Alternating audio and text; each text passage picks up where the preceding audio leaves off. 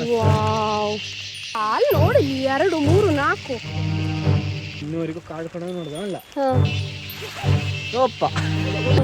ಚಿರತೆ ಕಾಣಿಸ್ತು. Flash light ಇದ್ರೆ ಸಂಜೆ ಸುಮಾರು 5 ಗಂಟೆ.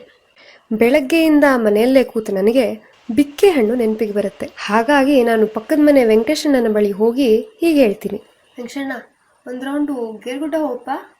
ಹೋ, ಬೆಕ್ಕದಂಗ ಹೋಗಪ್ಪ.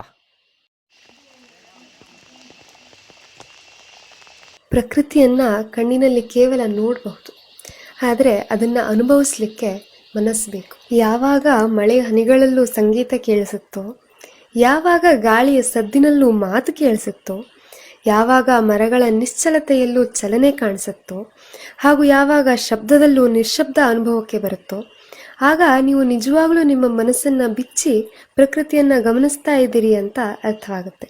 ಇದು ನನ್ನ ಒಂದು ಚಿಕ್ಕ ಅಭಿಪ್ರಾಯ ಅಷ್ಟೆ. ಆದರೆ ಇದನ್ನು ಯಾಕೆ ಹಂಚ್ಕೊಳ್ತಾ ಇದ್ದೀನಿ ಅಂದರೆ, ನಾನು ಈ ವಿಡಿಯೋದಲ್ಲಿ ನಮ್ಮ ಮಲೆನಾಡಿನ ಮಳೆಗಾಲದ ಹಲವು ದೃಶ್ಯಗಳನ್ನು ತೋರಿಸಲಿಕ್ಕೆ ಪ್ರಯತ್ನಿಸಿದ್ದೇನೆ. ನೀವು ಕೂಡ ವಿಡಿಯೋವನ್ನು ಕೇವಲ ನೋಡದೆ ಅನುಭವಿಸಲಿಕ್ಕೆ ಪ್ರಯತ್ನ ಮಾಡಿ ಅಂತ ಕೇಳ್ಕೊಳ್ತೀನಿ.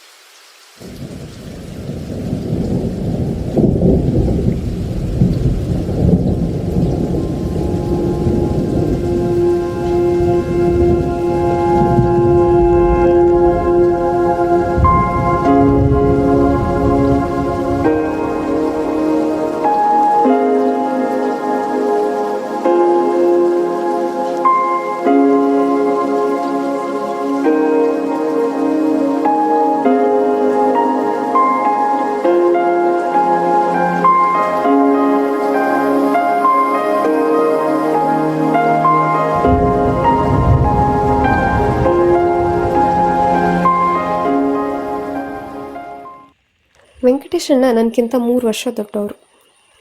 ನಾನು ಮತ್ತು ಅವರು ಶಾಲೆಗೆಲ್ಲ ಒಟ್ಟಿಗೆ ಹೋಗಿದ್ವಿ. ಶಾಲೆಯ ದಿನಗಳನ್ನು ನೆನಪು ಮಾಡ್ಕೊಳ್ತಾ ನಾವು ಗೇರುಗುಡ್ಡವನ್ನು ತಲುಪಿದ್ವಿ. ಏಪ್ರಿಲ್ ಮೇ ಬೇಸಿಗೆ ರಜದಲ್ಲಿ ನಾವು ಇಲ್ಲಿ ತುಂಬ ಬರ್ತಿದ್ವಿ. ಬಂದು ಗೇರು ಪೀಕ ಆರಿಸಿ ನೇರಳೆ ಹಣ್ಣು ತಿಂದು ಒಂದು ಸ್ವಲ್ಪ ಹೊತ್ತು ಇಲ್ಲೇ ಕೂತು ಸೂರ್ಯಾಸ್ತವನ್ನು ನೋಡಿ ಮನೆ ಸೇರ್ತಿದ್ವಿ. ನಾವು ಬೆಟ್ಟಕ್ಕೆ ಬಂದಿದ್ದೇನೋ ಬಿಕ್ಕೆ ಹಣ್ಣು ತಿನ್ನಲಿಕ್ಕೆ ಅಂತ. ಆದರೆ ದುರಾದೃಷ್ಟವಶಾತ್ ಒಂದು ಬಿಕ್ಕೆ ಹಣ್ಣು ಸಿಕ್ಕಿಲ್ಲ. ಈಗೇನು ಮಾಡೋಕ್ಕಾಗತ್ತೆ ಇನ್ನು ಅಂತ ಹಾಗೆ ಸುಮ್ಮನೆ ನೆಡ್ಕೊಂಡು ಹೋಗ್ತಾ ಇರ್ತೀವಿ. ಆಗ ನಮಗೆ ಕಾಲ್ದಾರಿಯಲ್ಲಿ ಏನು ಸಿಕ್ತು ಗೊತ್ತಾ? ಮುಳ್ಳುಹಂದಿಯ ಮುಳ್ಳು. ನಾನು ಇದನ್ನು ನಮ್ಮ ಭಾಗಗಳಲ್ಲಿ ಇನ್ನೂ ನೋಡಿರಲಿಲ್ಲ. ನೋಡಿ ಏನೋ ಒಂಥರ ಖುಷಿ ಆಯಿತು. ಹಚ್ಚ ಹಸುರಿನ ಹುಲ್ಲಿನ ಮೇಲೆ ನೆಡ್ಕೊಂಡು ಹೋಗ್ತಾ ಕಾಲಿನ ಮೇಲೆ ಇರಿದ 2-3 ಜಿಗಣೆಗಳನ್ನು ತೆಗಿತಾ ನಾವು ಒಂದು ಮಣ್ಣಿನ ರಸ್ತೆಯನ್ನು ಹೋಗಿ ಸೇರ್ತೀವಿ. ಆಗ ನಮಗೆ ನಮ್ಮ ಊರಿನವರೊಬ್ಬರು ಸಿಗ್ತಾರೆ.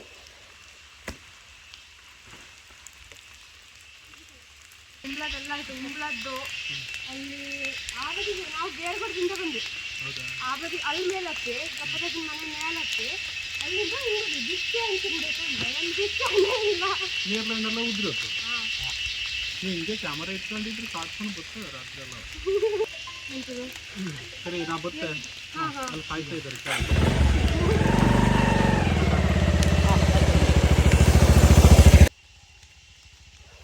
ಅವರ ಜೊತೆ ಮಾತನಾಡಿ ನಾವು ಮುಂದೆ ಸಾಗ್ತಿರುವಾಗ ನಮಗೆ ದಾರಿಯಲ್ಲಿ ದಾಸವಾಳ ಹಣ್ಣು ಕಾಣಿಸುತ್ತೆ. ದಾಸವಾಳ ಹಣ್ಣು ದಾಸವಾಳ ಹೂವಿನ ಗಿಡದಲ್ಲಿ ಬಿಡೋದಲ್ಲ, ಒಂದು ಚಿಕ್ಕ ಗಿಡದಲ್ಲಿ ಬೆಳೆಯುತ್ತೆ.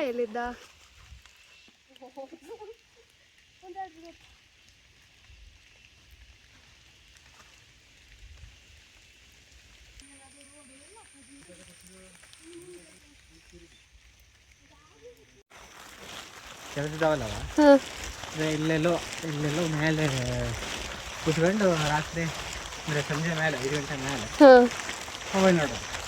ಅವಾಗೆಲ್ಲ ನೆಟ್ವರ್ಕ್ ಇತ್ತು. ಅದೇ ನಂಗೂ ಇಲ್ಲೇ ಬರ್ತಿದ್ವಲ್ಲ, ಜಿಯೋ ಗುಡ್ಡ. ಕರೆಕ್ಟ್, ಜಿಯೋ ಗುಡ್ಡ ಹೆಸರು. ಅವಾಗೆಲ್ಲ ಗೇಮ್ ಎಲ್ಲ ಡೌನ್ಲೋಡ್ ಮಾಡೋದು ಇಲ್ಲಾಗಿತ್ತು. ಪಬ್ಜಿ ಆಡಲೆ. ಬಹುಶಃ ಹೀಗೆ ಅಲ್ವಾ ಎಲ್ಲ ಊರುಗಳ ಹೆಸರು ಬಂದಿದ್ದು.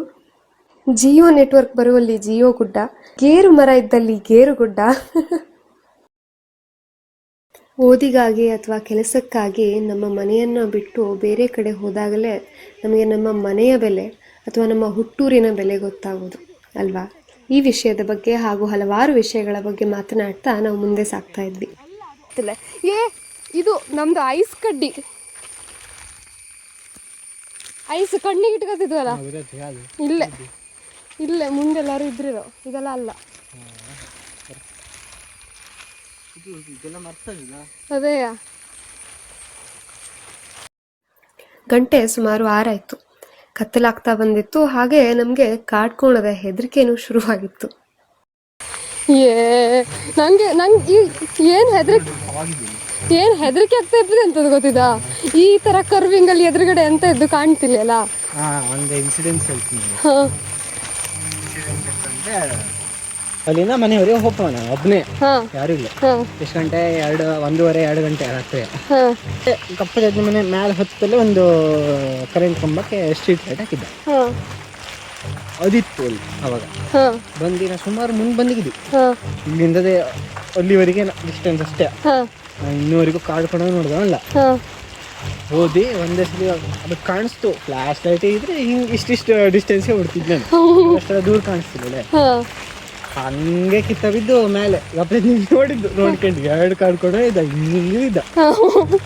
ಒಂದು 10 ನಿಮಿಷ ಕುತ್ಕೊಂಡು ಹೇಳಕ್ಕೆ ಕಡೆ ಒಂದ್ಸಲಿ ನೋಡ್ಕೆ ಬತ್ತಿ ಹೇಳಿ ಸಕಾಶ್ ಹಿಂಗೋಜಿ ಆಯ್ತಾ. ಇದ್ದಿದ್ವಿಲ್ಲ, ಮೇಲೆ ಹೋಗಿದ್ವು, ಎಲ್ಲ ಹೋಗಿದ್ದ ಅವತ್ತು. ಕಡೆಗೆ ಸರ್ಪರ್ ಚಪ್ಪಲಿ ಹೇಳ್ಬೇಕಿರ್ತದೆ, ಬಾಳಿ ಎಲ್ಲ ಕರೆಕ್ಟ್ ಆಗ್ತಿಲ್ಲ.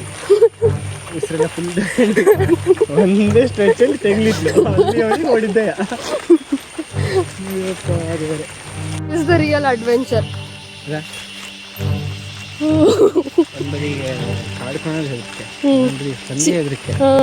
ಚಿರತೆ, ಕರಿ ಚಿರತೆ ಓಡಾಡ್ತಾ ಇದ್ದು ಅಂತ ಬಹಳ ದಿನಗಳಿಂದ ಹೇಳ್ತಾ ಇದ್ದೀರಾ.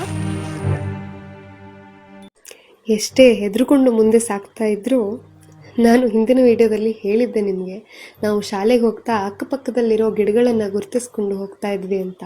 ಇವತ್ತು ಮಾಡಿದ್ದು ಅದೇ. ಇದು ದಾಲ್ಚಿನ್ನಿ ಗಿಡ. ಇದರ ಎಲೆನೇ ನಾವು ಪಲಾವ್ ಎಲೆ ಅಂತ ಉಪಯೋಗಿಸೋದು, ಹಾಗೂ ಇದರ ತೊಗಟೆನೇ ನಾವು ಒಣಗಿಸಿ ಚಕ್ಕೆ ಅಂತ ಉಪಯೋಗಿಸೋದು.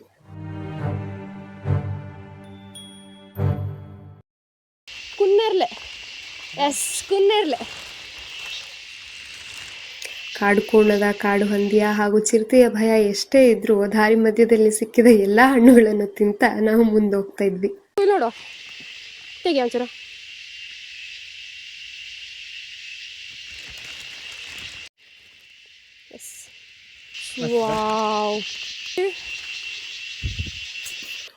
ಹೀಗೆ ಗಿಡ ಮರಗಳನ್ನು ನೋಡ್ತಾ ನನ್ನದೇ ಲೋಕದಲ್ಲಿದ್ದ ನನಗೆ ಕಾಲ ಮೇಲೆ 2 ಜಿಗಣೆ ಹತ್ತಿದ್ದು ಗೊತ್ತೇ ಆಗಿಲ್ಲ.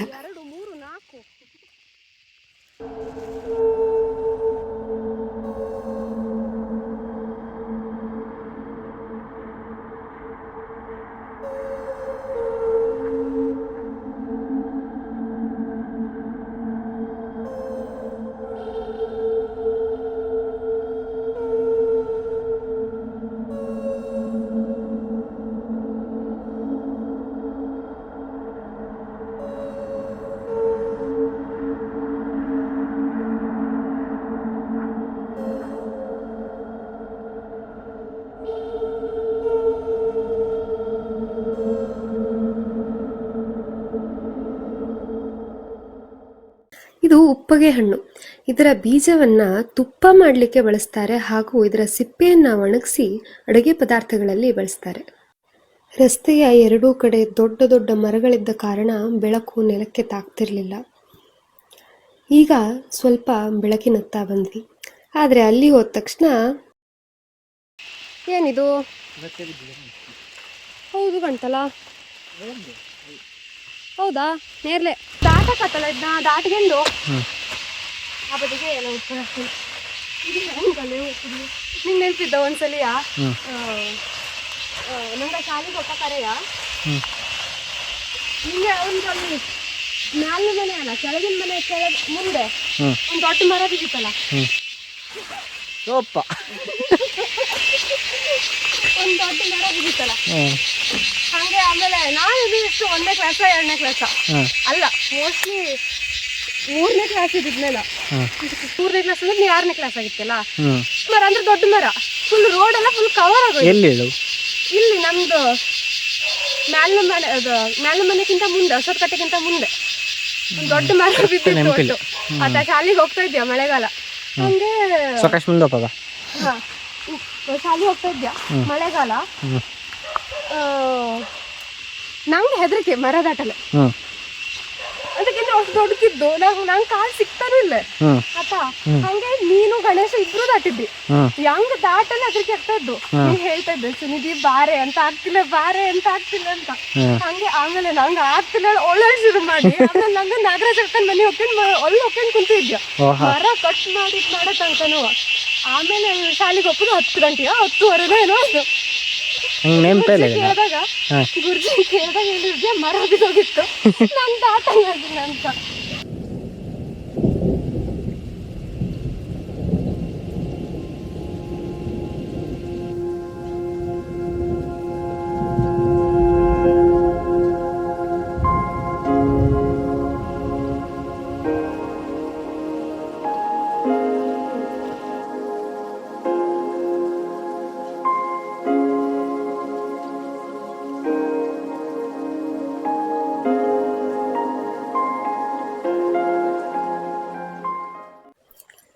ಈ ಒಂದು ಮರದ ಸಂಕವನ್ನು ದಾಟಿದ್ರೆ ನಾವು ಮನೆಯನ್ನ ತಲುಪಿದ ಹಾಗೆ.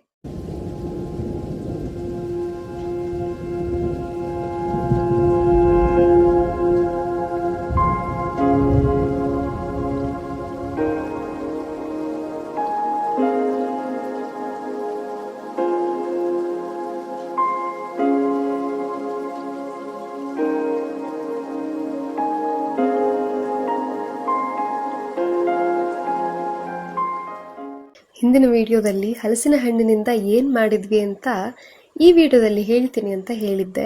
ನಾವು ಆ ಹಲಸಿನ ಹಣ್ಣಿನಿಂದ ಕಡುಬನ್ನು ಮಾಡಿದ್ವಿ. ಕಡುಬು ಅಂತ ಅಂದರೆ ಸಿಹಿ ಇಡ್ಲಿ ಥರನೇ. ನಾನು ಮತ್ತು ವೆಂಕಟೇಶಣ್ಣ ಇಬ್ಬರೂ ಕೂಡ ಸುರಕ್ಷಿತವಾಗಿ ಮನೆಯನ್ನು ತಲುಪಿದ್ವಿ. ವಿಡಿಯೋವನ್ನು ಕೊನೆಯ ತನಕ ನೋಡಿದ್ದಕ್ಕೆ ತುಂಬ ಹೃದಯದ ಧನ್ಯವಾದಗಳು. ನಾನು ನಿಮ್ಮ ಸುನಿಧಿ ಹೆಗಡೆ.